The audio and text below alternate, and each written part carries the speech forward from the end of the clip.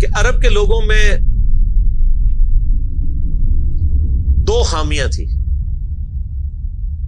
Number 1 چٹے ان پڑھ جاہل اجڑ، حتیٰ کہ انہیں باقی لوگ امی کہا کرتے تھے. امی نیرے ان پڑھ.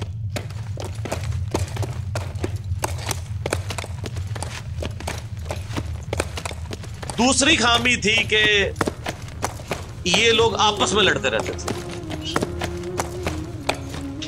خاندانوں کے خاندان ختم ہو جاتے تھے. پانی پینے پلانے کے اوپر جھگڑا ہوا ہے تو 10 سال لڑائی ہو رہی ہے. یہ دو خامیاں تھیں. نمبر 1 چٹے ان پڑھ، نمبر 2 لڑاکو لیکن آپس میں. لیکن دو خوبیاں بھی تھیں.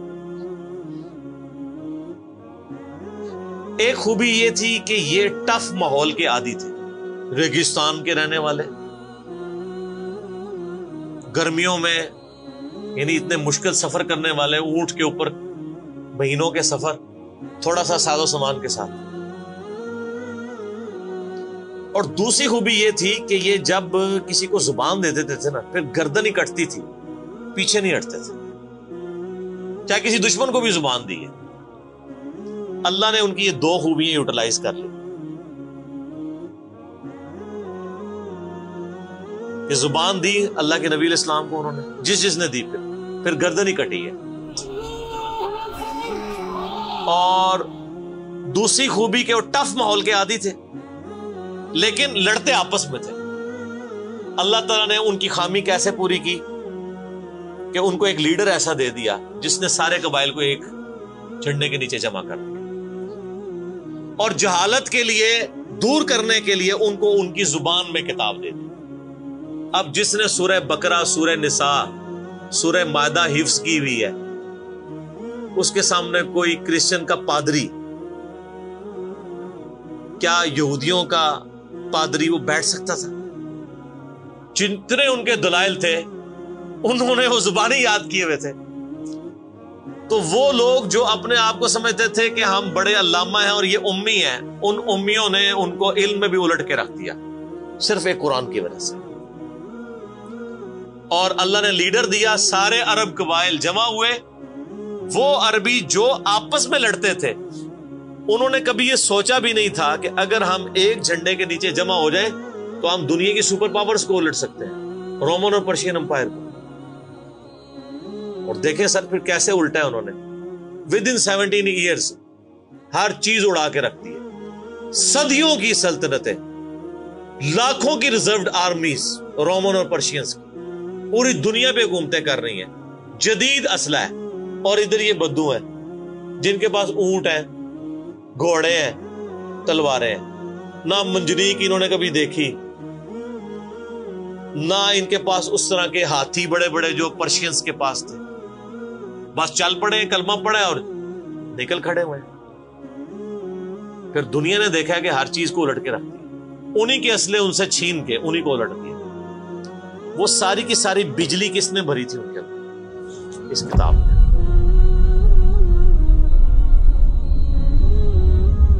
یہ کتاب تھی. کتاب پڑھتے تھے، ایمان تازہ کرتے تھے. جہاد کا کیوں ذکر ہے اتنا قرآن کے اندر؟ کیونکہ اللہ نے ایک ایسی امت اٹھانی تھی جس نے تلوار کے زور پہ اکھاڑنا تھا رومن اور پرشین. ہم مانتے ہیں کہ اسلام تلوار کے زور پہ پھیلا ہے، لیکن یہ تصویر کا ایک رخ ہے.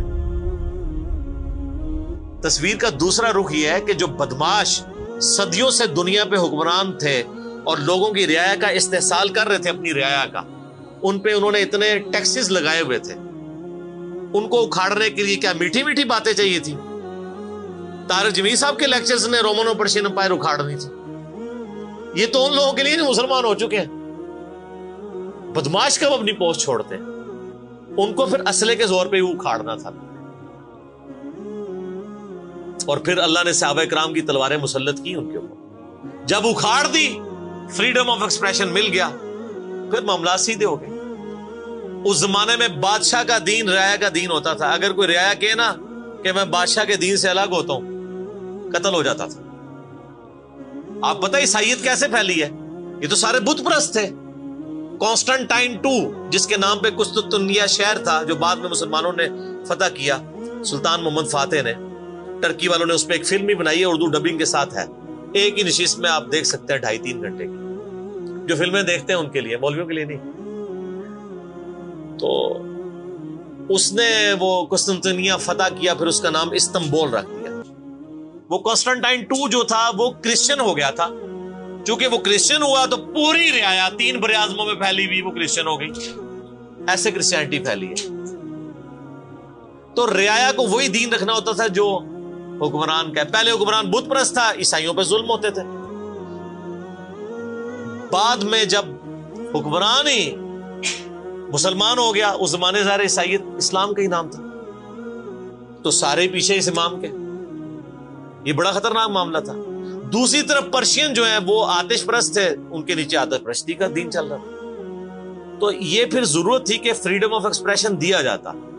اسلام نے تلوار کے زور پہ ان کو اکھاڑا، ان کی بدماشیاں ختم کی، اور ایسی ختم ہوئی کہ بخاری مسلم کی حدیث ہے، نبی علیہ السلام نے فرمایا ان قریب کیسر ختم ہو جائے گا، پھر قیامت تک کوئی کیسر نہیں ہوگا. ہائے ہائے ہائے سر، یہ پروفیسیز اللہ کی تائید کے ساتھ ہی کوئی دے سکتا ہے. ان قریب کسرا ختم ہو جائے گا، قیامت تک کوئی کسرا نہیں ہوگا. دیکھ لیں 1500 سال ہو گئے ہیں، نہ رومن امپائر دوبارہ بنی، نہ پرشین امپائر دوبارہ بنی. حتیٰ کہ اب تو وہ کانسیپٹ ہی ختم ہو گئے، ملکوں والا کانسیپٹ آ گیا. اور اس زمانے میں یہ بات کرنا ایک ایسے شخص کا جس کے اوپر ایمان لانے والے گنتی کے لوگ ہوں، بہت بڑی بات. اور اللہ نے پھر اکھڑوایا.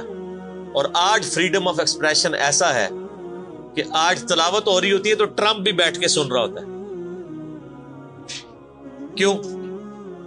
حالانکہ وہ کرسچن ہے. فریڈم آف ایکسپریشن آ گیا. آپ جائیں امریکہ میں، آپ کسی مارکیٹ میں مسلح ڈال کے نماز پڑھیں، کوئی آپ کو منع نہیں کرے گا. الٹا آپ کے ساتھ سیلفیاں بنا رہے ہوں گے کہ یہ کیا ہو رہا ہے. تو پہلے کوئی سوچ سکتا تھا کہ فرعون کے سامنے کوئی نماز پڑھتا؟ جادوگروں نے ذرا سی بات کی، ایمان لے کے آئے تو میں تمہیں سولی دے دوں. تو یہ اسلام اس دور جدید کا خالق ہے. اور یہ دور جدید کو تخلیق جو اسلام نے دی ہے وہ قرآن کے ذریعے. ایک علامہ وحید الدین خان صاحب ہیں انڈیا کے، 90+ ان کی ایج ہے. انہوں نے کتاب لکھی ہے اسلام دور جدید کا خالق. اسی ٹاپک کو ایڈریس کی، کمال کی کتاب ہے وہ، اور پڑھنے سے تعلق رکھتی ہے. آپ گوگل سے اس کا PDF بھی ڈاؤن لوڈ کر سکتے ہیں، چھوٹی سی کتاب ہے. تو انگلش میں بھی ایک کتاب لکھی ہے گاڈ رائزز، خدا ابھرتا ہے. خدا پھر جو ابھرا ہے نا جی قرآن کے ذریعے. خدا کو تو خیر مخلوق کی ضرورت نہیں ہے، لیکن مخلوقات نے جو تماشا بنایا ہوا تھا نا، اس تماشے کو ہمیشہ کے لیے اللہ تعالیٰ نے اپنے پیغمبر امام اعظم سیدنا و مولانا محمد رسول اللہ صلی اللہ علیہ وآلہ وسلم کے ذریعے شرک کا خاتمہ کر کے قیامت تک کے لیے جو دین اسٹیبلش کیا اس کتاب کے ذریعے. اب یہ کتاب قیامت تک نبی علیہ السلام کا معجزہ ہے. یہ کتاب ہے سر جس نے دنیا پلٹ دی. اور یہ وہ کتاب ہے جو ہم صرف اپنی بچی کو جب رخصت کرنے لگتے ہیں نیچے سے گزارتے ہیں، ٹھیک ہے، اور چوم کے غلاف میں رکھ دیتے ہیں. اس سے زیادہ اس قرآن کو ہم کوئی اہمیت نہیں دیتے.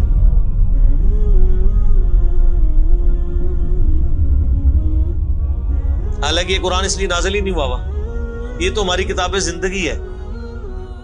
لیکن ماشاءاللہ ایسی سازش اسلام کے خلاف کی ہے، کافروں نے نہیں، مسلمانوں نے پوری نیک نیتی کے ساتھ جنازہ نکالا دین کا، اور ایک سلوگن دے دیا قرآن نہیں ڈائریکٹ پڑھنا گمراہ ہو جاؤ گے. قرآن میں بڑی بڑی مشکل چیزیں ہیں، اس کو ہاتھ نہیں لگانا. یہ یہودی بات کرتے تو ہم کہتے ہیں یہ اللہ کے دشمن ہے. مسلمان کہہ رہے ہیں، ہم کہہ رہے ہیں بالکل صحیح کہہ رہے ہیں. وہ میرا کلپ آیا نا پچھلے، لیکن وہ جو ایک مولوی نے کہا ہے تو وہ اسلام 360 کے اوپر جو اس نے حملہ کیا ہے، تو میرا کلپ بھی اس پہ ریکارڈ ہوا ہے. تو پہلے تو لوگ کہتے تھے یہ ہمیں باتیں کرتا ہے، اب تو ویڈیو میں لوگ ریکارڈ کرا رہے ہیں کہ جی قرآن ڈائریکٹ نہیں پڑھنا، آپ گمراہ ہو جائیں. اچھا آج تک آپ نے کبھی نہیں سنا یہ کہیں کہ فلاں مولوی کی کتاب ڈائریکٹ نہیں پڑھنی، آپ گمراہ ہو جائیں گے. یعنی مولوی کڈا سیاڑا ہے کہ اس کو طریقہ پتا ہے کہ میں نے بات کیسے سمجھانی ہے، اور اس کو ایسی کتاب لکھنی بھی آتی ہے جو گمراہ نہ کرے. اور اللہ کو ایسی کتاب نہیں دینی آئی کہ جو گمراہ ہونے سے بچا لے. قرآن میں کہاں ہے کہ یہ گمراہ کرتا ہے؟ وہ تو اللہ نے ٹانٹ کیا کہ جو قرآن پہ ایمان نہیں لاتے وہ گمراہ ہوتے ہیں. جو ایمان لے ہیں اور بات مان لیں وہ کیسے گمراہ ہوں گے؟ یہ تو تعریف کی ہے انہوں نے.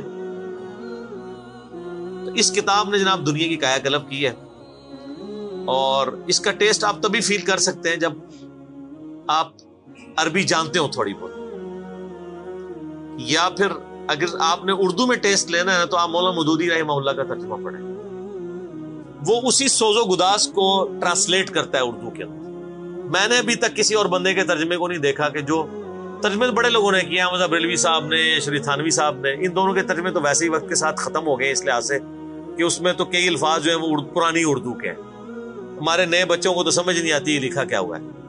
ہم نے کئی سنگتیں ہلاک کر دی۔ سنگتیں پتہ کسے کہتے ہیں؟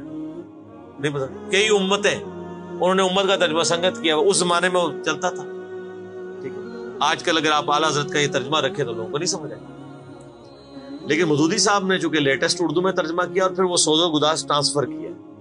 میرا چیلنج، آپ کوئی قرآن کی صورت نکالیں اپنی مرضی کی، باقی ساروں کے ترجمے رکھیں، پھر مودودی صاحب کا بھی پڑھیں، تو آپ کو لگے گا کہ آپ کا دل تیزی سے دھڑکنا شروع ہو گیا ہے۔ الفاظ کے چناؤ، پھر اس میں جو ردم ہے، اور وہ انہوں نے تفہیم القرآن کے مقدمے میں لکھا ہے کہ میں نے دیکھا ہے کہ ہمارا نوجوان قرآن ترجمے سے لے کے بیٹھتا بھی ہے نا تو بور ہو جاتا ہے، تو ان کا میں نے سمجھا کہ کیوں ہوتا ہے بور، کیونکہ وہ تو پڑھ رہے تھے اردو میں، اللہ نے تو قرآن نازل کیا عربی میں، عربی اس نے سیکھنی کوئی نہیں ہے، اور اردو نے جو ترجمہ کیا ہوا ہے وہ انہوں نے ترجمہ کیا ہوا ہے ایز اے اسٹوری بک۔